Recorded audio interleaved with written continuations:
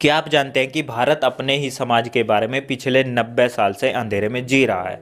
जी हाँ, जिस देश में हर बात जाति पर शुरू होती है और जाति पर ही ख़त्म होती है, उसी देश के पास अपनी जातियों का कोई सटीक सरकारी डेटा ही नहीं है। आखिरी बार हमारे पूर्वजों की जातिगत गिनती तब हुई थी जब अंग्रेज यहाँ राज कर रहे थे, साल 1931 में। तब से लेकर आज तक हम सिर्फ अंग्रेजों और पुराने रिकॉर्ड्स के भरोसे ही अपनी किस्मत का फैसला कर रहे हैं। लेकिन अब 2027 में सब कुछ बदलने वाला है। भारत अपनी 16वीं जनगणना में पहली बार डिजिटल तरीके से हर नागरिक की जाति का लेखा जोखा तैयार करने जा रहा है। यह केवल सिरों की गिनती नहीं होगी, बल्कि भारतीय राजनीति, आरक्षण और अपने हक का वो एक्सरे है जिसे लेकर दिल्ली के गलियारों से लेकर गांव की चौपालों तक बहस छिड़ी हुई है। आज की इस वीडियो में हम इसी के बारे में बात करेंगे और साथ ही मोदी बनाम विपक्ष की जंग को भी समझेंगे और जानेंगे कि क्या 2027 की यह जनगणना वाकई भारत की किस्मत बदल देगी या बस एक सियासी बड़ा सवाल खड़ा करेगी। इतिहास की धूल झाड़े तो पता चलता है कि जाति को गिनने का सिलसिला अंग्रेजों ने शुरू किया था। उनका मकसद कोई सामाजिक न्याय नहीं, बल्कि बांटो और राज करो की नीति था। साल 1981 से लेकर 1931 तक हर 10 साल में अंग्रेज घर घर जाकर पूछते थे कि आपकी जाति क्या है। ब्रिटिश काल की जनगणना केवल संख्या नहीं बताती, बल्कि वह समाज के ऊंच नीच के पदानुसार को सरकारी मोहर देती थी। 1931 की जनगणना को भारतीय सांख्यिकी के इतिहास में शिखर माना जाता है, क्योंकि इसमें पहली बार बहुत बारीकी से हर तबके को दर्ज किया गया था। उस समय के आंकड़ों ने पहली बार यह उजागर किया कि कैसे मुट्ठी भर स्वर्ण जातियां शिक्षा और सरकारी नौकरियों पर कब्जा जमाए बैठी थी। लेकिन 1931 के बाद कहानी बदल गई। 1941 में विश्व युद्ध की वजह से काम अधूरा रह गया और फिर आया 1951, आजाद भारत की पहली जनगणना का साल। स्वतंत्र भारत के पहले प्रधानमंत्री जवाहरलाल नेहरू के सामने एक बड़ी चुनौती थी।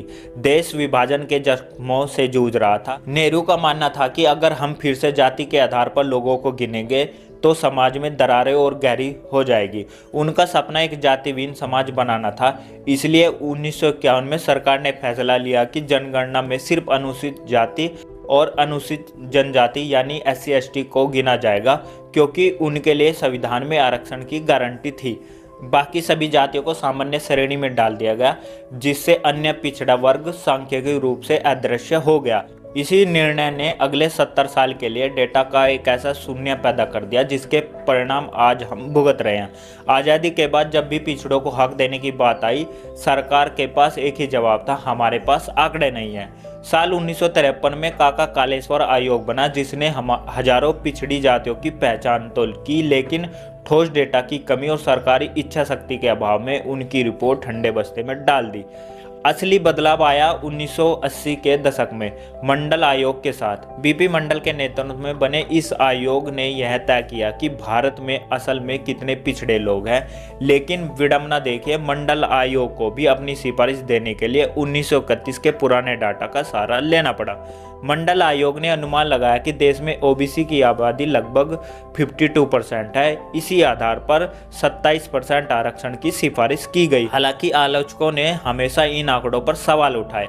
उनका कहना था कि 1931 की स्थिति और आज की स्थिति में जमीन आसमान का फर्क है, लेकिन सरकार के पास कोई नया डेटा नहीं था जो इसे गलत साबित कर सके।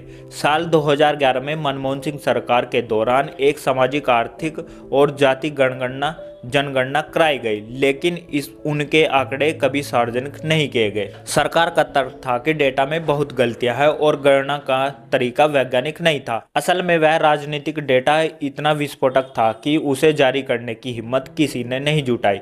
साल 2021 में होने वाली जनगणना कोरोना की वजह से टल गई, लेकिन अब यह 2026-27 में होने जा रही है और इस बार यह पहले जैसे बिल्कुल नहीं होगी। इस बार जनगणना डिजिटल होगी, जिसका मतलब है कि कागज पेन लेकर नहीं आएंगे, बल्कि मोबाइल ऐप लेकर आपके घर आएंगे। इस बार सरकार कोई रिस्क नहीं लेना चाहती। पिछली बार की 46 लाख जातियों वाली गलती सुधारने के लिए इस बार एक खास क्लासिफिकेशन सिस्टम बनाया जा रहा है। प्रशासनिक स्तर पर यह दुनिया का सबसे बड़ा मानव अभ्यास होगा। लगभग 1.4 अरब लोगों की जानकारी जुटाने के लिए 30 लाख फील्ड वर्कर तैयार किए जाएंगे। स्वगणना के विकल्प के साथ आप खुद भी अपनी जानकारी सरकारी पोर्टल पर दर्ज कर सकते हैं। गृह मंत्रालय ने स्पष्ट किया कि जाति की जानकारी दूसरे चरण में ली जाएगी और इसके लिए डिजिटल टूल्स का इस्तेमाल होगा ताकि डेटा की शुद्धता बनी रहे। जातिगत जनगणना का मुद्दा केवल डेटा ही नहीं बल्कि सत्ता की चाबी का भी है। राजनीतिक बहस को समझने के लिए हमें दो अलग अलग विचारधाराओं को देखना होगा। विपक्ष के नेता राहुल गांधी ने अपनी भारत जोड़ो यात्रा के बाद से ही जातिगत जनगणना को पहला सबसे बड़ा चुनावी मुद्दा बना लिया। उनका कहना है कि आज का भारत एक ऐसी कंपनी की तरह है जिसे 90% शेयर धारक, जिसमें SC ST OBC कंपनी के फैसलों में शामिल ही नहीं है, वे इसे सामाजिक न्याय का एक्सरा कहते हैं। उनका तर्क है कि जब तक हमें यह नहीं पता होगा कि किस जाति की कितनी आबादी है, हम उनके लिए बजट और योजनाएं कैसे बना सकते हैं। उन्होंने नारा दिया, जितनी आबादी उतना हक। वे बार बार सवाल उठाते हैं कि भारत सरकार के 90 सचिवों में से कितने पिछड़े और कितने दलित हैं। राहुल का दावा है कि मोदी सरकार पिछड़ों की ताकत से डर गई है, इसलिए दबाव में आकर जनगणना के लिए तैयार हुई है। शुरुआत में भाजपा इस मांग को हिंदू समाज को बांटने वाली बताती थी, लेकिन 2024 के चुनाव के नतीजे के बाद भाजपा ने अपनी रणनीति बदली है। मोदी ने कहा है कि उनके लिए देश में सिर्फ 4 सबसे बड़ी जातियां हैं, गरीब, युवा, महिला और किसान। उनका विमर्श यह है कि विकास का लाभ सीधे इंसान तक पहुंचना चाहिए, चाहे उसकी जाति कुछ भी हो। हालांकि कैबिनेट के फैसले के बाद भाजपा भी इसे अंत्योदय और बेहतर गवर्नेंस का हिस्सा बता रही है। इस जातिगत खींचतान के बीच बिहार और तेलंगाना जैसे राज्यों ने अपने स्तर पर जाति सर्वेक्षण कराकर आग में घी डालने का काम किया है। बिहार में सर्वे ने दिखाया कि वहां अत्यंत पिछड़ा वर्ग यानी EBC 36% है, जिसके बाद वहां आरक्षण की सीमा बढ़ाकर 65% कर दी गई।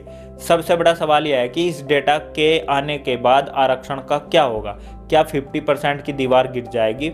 जातिगत जनगणना का सीधा असर वर्तमान आरक्षण के ढांचे पर पड़ेगा। वर्तमान में आरक्षण का लाभ कुछ चुनिंदा प्रभावशाली पिछड़ी जातियों तक ही सिमट रहा है। केंद्र सरकार द्वारा गठित रोहिणी आयोग ने अपनी रिपोर्ट में कुछ चौंकाने वाले खुलासे किए हैं। सबसे बड़ा खुलासा ये हुआ कि आरक्षण का फायदा बराबरी से नहीं बढ़ रहा है। रिपोर्ट के अनुसार करीब 97% सरकारी नौकरियों का लाभ सिर्फ 25% OBC जातियों तक ही सीमित रह गया है, यानी बाकी की आबादी पीछे रह गई है।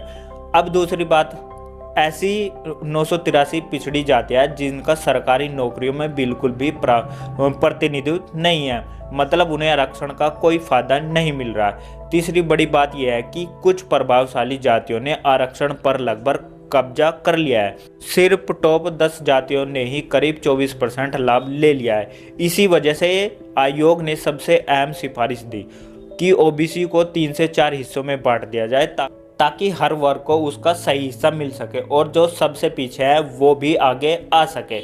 तो दोस्तों, ये रिपोर्ट साफ दिखाती है कि सिर्फ आरक्षण होना काफ़ी नहीं है, बल्कि उनका सही तरीके से बंटवारा होना भी उतना ही जरूरी है। अब सवाल यह है कि क्या सरकार इस पर कदम उठाएगी या रिपोर्ट फाइलों में ही दबकर रह जाएगी। जातिगत जनगणना के डेटा में यह साफ हो जाएगा कि किन जातियों को आरक्षण की सबसे ज़्यादा ज़रूरत है और कौन सी जातियाँ क्रीमी लेयर बनकर सारा फायदा उठा रही है। इससे कोटे के अंदर कोटे की मांग जोर पकड़ेगी, जिसे हाल ही में सुप्रीम कोर्ट ने भी हरी झंडी दी है। इसके अलावा डेटा आने के बाद प्राइवेट सेक्टर में आरक्षण की मांग उठ सकती है, क्योंकि वर्तमान में 90% नौकरियां निजी क्षेत्र में ही है। वहां पिछड़ों का प्रतिनिधित्व बहुत कम। जनगणना का एक और पहलू है जो आपकी वोट की ताकत को बदल देगा, वह है परिसीमन यानी सीटों का दोबारा बंटवारा। भारत में लोकसभा सीटों की संख्या 1971 से स्थिर है, लेकिन संविधान के अनुसार 2026 में पहली जनगणना के आधार पर सीटों का पुनर्निर्धारण होना अनिवार्य है। साल 2027 की जनगणना के बाद लोकसभा की सीटें 543 से बढ़कर 800 के पार जा सकती है। दक्षिणी राज्यों ने जनसंख्या नियंत्रण में बहुत अच्छा काम किया है, जबकि उत्तरी भारतीय राज्यों की आबादी तेजी से बढ़ी है। अगर केवल जनसंख्या को आधार बनाया गया तो उत्तर प्रदेश और बिहार जैसे राज्यों की सीटें बहुत बढ़ जाएगी, जबकि तमिलनाडु और केरल की ताकत कम हो जाए। इससे सहकारी संघवाद के लिए खतरा पैदा हो सकता है। नारी शक्ति वंदन अधिनियम के तहत महिलाओं को 33% आरक्षण तभी मिलेगा जब परिसीमन पूरा हो जाएगा। दोस्तों, विपक्ष मांग कर रहा है कि इन आरक्षित सीटों में भी ओबीसी महिलाओं के लिए अलग कोटा होना चाहिए, जो बिना जातिगत डेटा के संभव नहीं है। किताबों और संसद की बहसों से अलग जमीन पर जाति आज भी जानलेवा है। साल 2025 की ये घटनाएं हमें आईना दिखाती है। भले ही हम डिजिटल जनगणना की बात कर रहे हैं, लेकिन सामाजिक सच्चाई अभी भी मध्यकालीन है। 2025 के शुरुआती 6 महीने में देश के विभिन्न हिस्सों से आए अत्याचारों के आंकड़े डराने वाले हैं। केरल के पलक्कड़ में एक दलित मजदूर की लिंचिंग, मध्य प्रदेश में दलित किसान के साथ मारपीट और उड़ीसा में दलितों को सार्वजनिक रूप से अपमानित करने वाली घटनाएं बताती है कि कानून होने के बावजूद जातिगत अहंकार कम नहीं हुआ है। शहरों में भेदभाव अब सूक्ष्म हो रहा है। दलित और पिछड़ों को अच्छे इलाकों में किराए पर मकान मिलने में मुश्किल होती है और बड़े कॉरपोरेट दफ्तरों में उनकी योग्यताओं पर सवाल उठाए जाते हैं। हाथ से मैला ढोने वाला कानून अपराध है, लेकिन आज भी गटर में जान गंवाने वाले अधिकांश लोग एक ही सामाजिक वर्ग से आते हैं। वाराणसी के घाटों पर आज भी डोम समुदाय के हजारों लोग अपने पूर्वजों के काम को करने के लिए अभी सशक्त है। जातिगत जनगणना के समर्थक कहते हैं कि ये आंकड़ा इन समस्याओं को हल करने में मदद करेगा। वहीं विरोधियों का डर है कि इससे जातिवाद और बढ़ेगा। लेकिन हकीकत यह है कि जिस बीमारी को हम 90 साल से छुपाते आए हैं, उसे ठीक करने के लिए पहले उसे सामने लाना ही होगा। 90 साल बाद होने जा रही यह जातिगत जनगणना भारत के लिए एक मोमेंट ऑफ ट्रूथ है। यह केवल इस बारे में नहीं है कि किसकी संख्या कितनी है, बल्कि इस बारे में है कि आज़ादी के इतने सालों बाद हमने अपने वादे कितने पूरे किए हैं। यह जनगणना सरकार को एक मौका देगी कि वह संसाधनों का बंटवारा उन जातियों तक पहुंचा सके जो आज भी कतार के आखिरी छोर पर खड़ी है।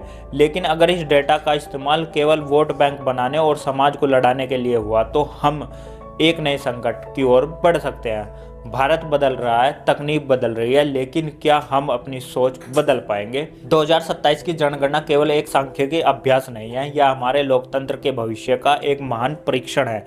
तो दोस्तों, आपको क्या लगता है कि जातिगत जनगणना से आम आदमी की जिंदगी बदलेगी या फिर ये सिर्फ नेताओं के लिए खिलौना साबित होगा? अपनी राय कमेंट्स में जरूर दें। शुक्रिया।